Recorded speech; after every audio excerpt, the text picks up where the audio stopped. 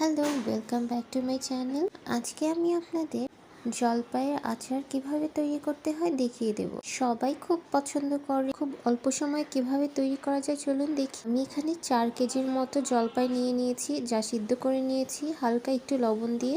আমি পানিটা অবশ্যই ফেলে দেব। এখানে আমি 4 কেজি নিয়ে নিয়েছি, আপনারা কম বেশি করে নিয়ে নিতে পারবেন। 4 কেজি জলপাই আমি এখানে জলপাইয়ের ভিতর যে বিচিটা থাকে সেটা আমি আলাদা করে নিচ্ছি। আমি হালকা ভেঙে দেব, খুব বেশি ভাঙবো না, কারণ যখন আমি গিয়ে এটাকে রান্না করব তখন গিয়ে এমনিতেই একটা ম্যাশড হয়ে যাবে। ফার্স্টে আমি এখানে 6 কাপের মতো যে সরিষার তেলটি আছে সেটি দিয়ে দিচ্ছি। এরপরে আমি আবার দিয়ে দিব, বাট গিয়ে এখন আমি এইটুকু পরিমাণই দিচ্ছি। দেন আদা পেস্ট, রসুন পেস্ট দিয়ে সুন্দর করে মশলাটি কষিয়ে নিতে হবে। আমি দারচিনি, এলাচি এগুলোও যোগ করব। হালকা নেড়ে চেড়ে সুন্দর করে মিডিয়াম আঁচে নিয়ে নিতে হবে। পরিমাণ মতো এখানে আমি লবণ দিয়ে নিচ্ছি। আপনারা চাইলে এটা স্কিপ করতে পারেন, বাট লবণ ছাড়া গিয়ে আচারটি মজা হবে না। এখানে 2 টেবিল স্পুনের মতো আচারের যে মশলাটি আছে সেটি দিয়ে দিচ্ছি। আচারের যে মশলা সেটা আমি নিজে তৈরি করেছি। যদি কেউ জানতে চান তাহলে অবশ্যই কমেন্টে জানাবেন, আমি আপনাদের ভিডিওটি দিয়ে দিব। দেন আমি এখানে হলুদ গুঁড়ো নিয়ে নিচ্ছি 2 টেবিল স্পুন। বেশি নিলে তেতো হয়ে যাবে, সো আমি 2 টেবিল স্পুনই এখানে নিয়ে নিচ্ছি। আমি এখানে কাপের মতো গুড় দিয়ে দিচ্ছি। গুড়টি আপনি চাইলে স্কিপ করতে পারেন।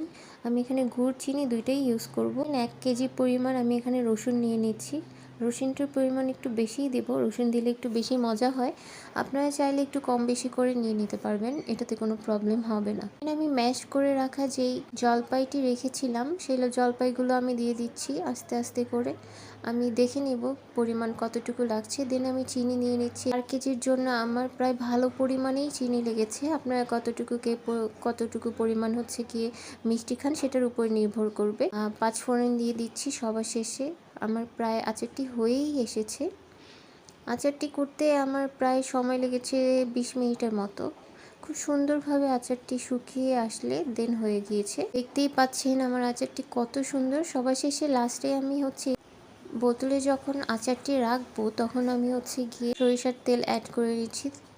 সো আমার রেসিপিটি কারো যদি ভালো লাগে অবশ্যই কমেন্টে জানাবেন, আর বাসায় অবশ্যই তৈরি করে খাবেন। দেখতেই পাচ্ছেন কত অল্প সময়ে আমি তৈরি করেছি, খুবই ইয়ামি হয়েছে। So if you like my video please like and subscribe my channel. Thank you.